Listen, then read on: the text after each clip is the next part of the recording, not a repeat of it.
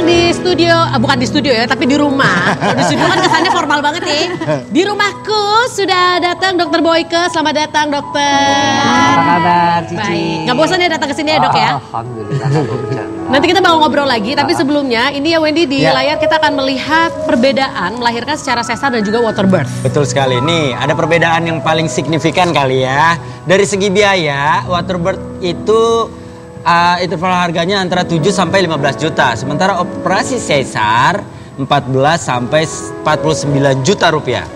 Dari segi media persalinan, water birth medianya adalah kolam berisi air, sementara operasi sesar meja operasi dan juga alat bedah. Itu juga mungkin kenapa secara biaya mungkin agak jauh lebih ya. mahal. Ya. Tapi emang bener semurah itu ya? Tapi dia emang di rumah. Iya. Di rumah sih. Tapi Jadi ya murah. biayanya sebenarnya untuk rumah sakit yang harganya masih nggak terlalu tinggi, memang about the same sih kisarannya. Kalau kamu habis berapa boleh tahu nggak kan Cici kalau soal harga kepo ini?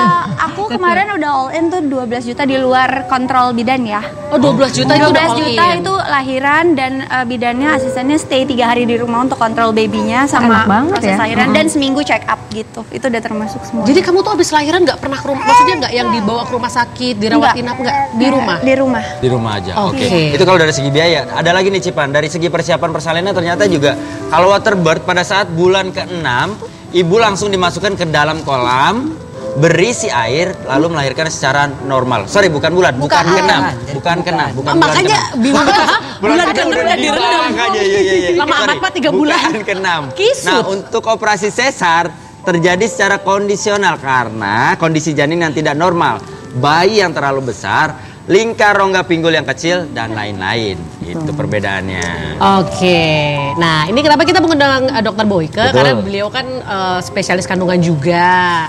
Ini kita tahu ya dok, di dalam dunia medis sendiri sebenarnya water birth itu masih pro dan kontra ya? Ya, betul sekali karena evidence base-nya, penelitian double blind-nya itu belum menyeluruh.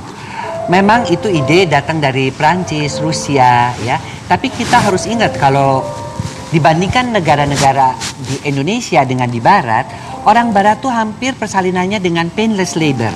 Sehingga artinya disuntik epidural, analgesia supaya nggak nyeri.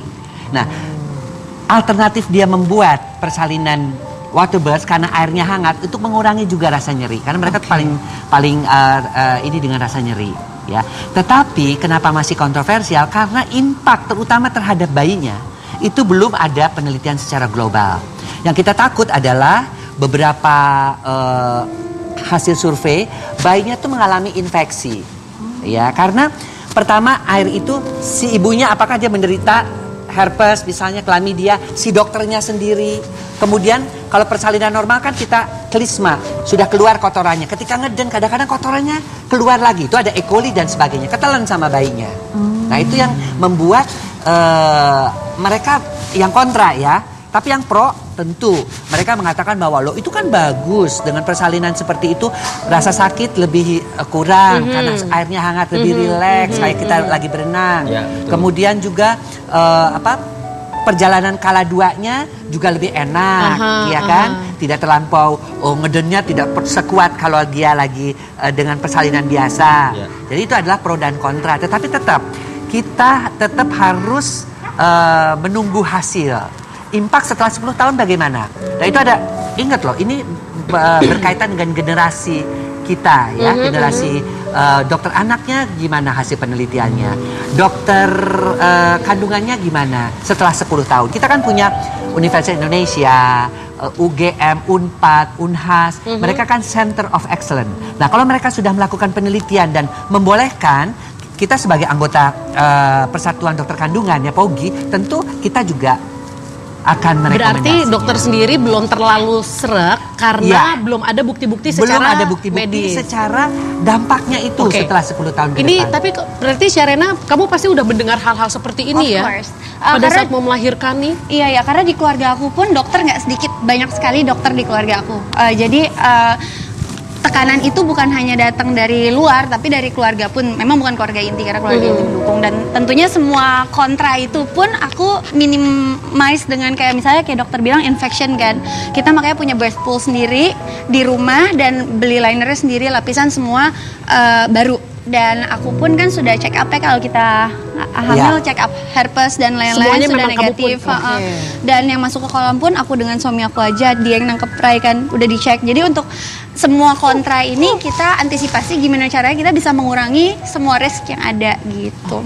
Dan kita baru bisa melihat itu 10 tahun ke depan, Dok. Ya, dampak-dampaknya itu dari hasil. Karena kan ada yang mengatakan bahwa kalau kita lahir dengan waterbird, anaknya bisa lebih pintar karena tidak terjadi perbedaan Tekanan, antara ya. tekanan antara dia kan dari ketuban ke air, Air. daripada dari ketuban ke udara. Ya. Tapi itu bisa dinilai IQ sejak kapan nanti kalau sudah 10 tahun akan datang. Oke, Gitu. oke. Dan karena ini nggak terlalu baru juga udah dari dulu, Ya udah dari jadi dulu aku juga memang. tenang. Teman gitu. broad studinya masih belum Iya, cukup. belum sebanyak ya, medis belum yang- sebanyak yang ini.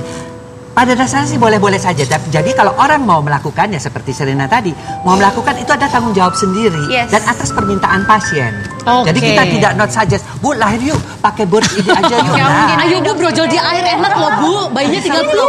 nanti anak itu bisa kayak amfibi loh Bu. Kan nggak bisa. Langsung bisa berenang gitu ya. Ya. Ini kan tadi Soraya masih bilang, ih kayaknya enaknya begitu mendengar penjelasan dokter gimana ingin melahirkan di dalam air? Aku sih aku sebenarnya pengen, cuman aku ngebayangin proses yang kemarinnya itu loh, belum siap lagi kayaknya maksudnya. Intinya masih belum mau melahirkan. Intinya masih belum melahirkan. Sama. Ada trauma berarti sedikit Betul, trauma betul. ya.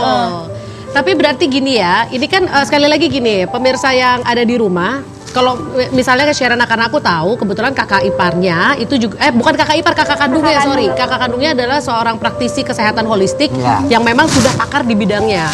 Itu dia kenapa akhirnya kamu berani karena orang sekeliling kamu juga mentalnya kuat. Iya. Karena kalau misalnya ibunya sendiri masih kayak aduh iya nggak ya, iya nggak ya. Dan yang paling takut itu adalah proses ya kalau udah keluar bayinya tuh pas skala 2 butuh vakum atau butuh forceps untuk membantu melahirkan karena gangguan his itu akan sulit sekali, dipangku lagi, dipindah lagi, iya kan.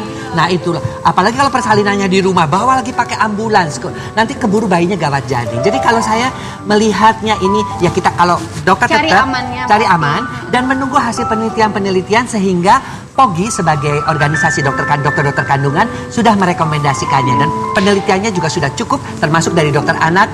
Outcome-nya setelah anak itu 10 tahun lagi seperti apa? Oke, baik. Luar biasa Gimana ya. Wendy, anak ketiga mau waterbird kah kira-kira? Tadi lo udah sempat nanya kan, tapi kalau itu balik lagi ke istri, karena Iya. kan istri yang akan Iya, akan melahirkan melahirkan, dong. betul. Artinya dia keinginannya seperti apa, kita tinggal mensupport, mencari tahu, dan kalaupun memang keputusannya pengen waterbird ya kita harus cari tahu sedetail mungkin dan mungkin. orang-orang yang benar-benar Betul. kompeten. Karena Ya. untuk waterbird yang harus siap itu nggak cuma mental ibunya, tapi mental ayahnya juga. Penjelasannya, yang paling penting itu komunikasi dokter dan pasien itu lebih banyak. Persiapan alat-alatnya, jika kala 2 terjadi apa-apa.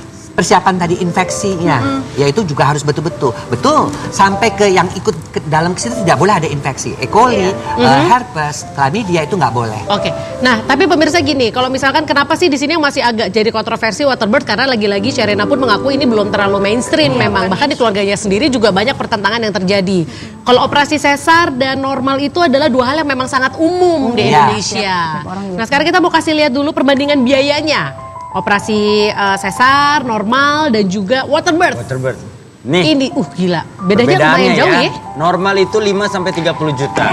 30 Sesar itu 14 sampai 49 juta. Ini yang on air apa off air? Bapak ini bukan buat tayangan TV Pak. Oh. Ini untuk melahirkan. Oh iya, kirain sesar yang itu. Bukan sesar joget. Waterbirdnya 7 sampai 15 juta. Ini dari berbagai sumber kita sudah rangkum. Artinya kalau secara biaya memang Waterbird tuh termasuk lebih affordable ya dok ya dibanding di sesar. tengah-tengah lah ya. Heeh. Iya. Karena kalau normal paling murah 5 juta. Kita juga kadang-kadang waterbird tergantung kalau Tempat juga. disediakan Soalnya di bird rumah school-nya sakit. kan juga beli loh. Ini hanya ongkos Ini lahiran hanya ya. ongkos lain, tapi kan Oh, alat iya. kolamnya Juga beli, belum dihitung. airnya, kemudian Isi air mata. ongkos Airnya yang nggak boleh lainnya. pakai air tanah gitu Tidak biasa. boleh. Oh harus air matang. Jadi kita godok berapa air itu? 37 derajat Celcius bahkan harus disesuaikan karena kalau terjadi Temperature. perubahan ini ibunya lama airnya menjadi dingin tetap Dehidrasi. terjadi shock. Nah, Perubahan air rasa anget gitu ya, dari Dok? 37 derajat misalnya dia 20 kedinginan tetap terjadi perbedaan. ya udah nanti kita bakal bahas lagi ya pemirsa ya. Kayaknya makin seru nih kalau ngomongin soal waterbird ya. Tapi sekarang kita akan memperlihatkan sesuatu ya Wendy ya. Ya, ini ada Fiti Kedekatan, Soraya dan juga Dede Dava. Ini dia. Mereka